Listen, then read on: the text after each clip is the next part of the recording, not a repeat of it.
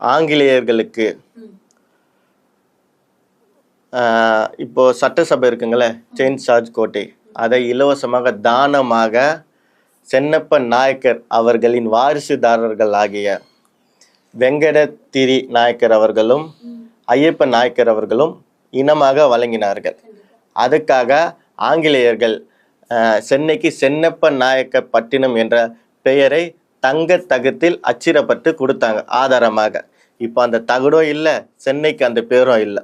இன்னொரு உதாரணம் பார்த்தீங்கன்னா, ஐயப்பன் தாங்கல் தெரியும்னு நினைக்கிறேன் உங்களுக்கு. இந்த ஐயப்பன் தாங்கல்னா ஏரி. ஐயப்பன் தாங்கல் ஏரியை உருவாக்குந்து சென்னப்ப நாயக்கரோட வாரிசான ஐயப்பன். அதனால்தான் அவரோட நினைவாக ஐயப்பன் தாங்கல் என்ற பேர் அந்த இடத்துக்கு வந்தது. இப்படி சிறப்பு பெற்ற சென்னப்ப நாயக்கருக்கு கௌரவிக்கும் விதமாக தமிழக அரசு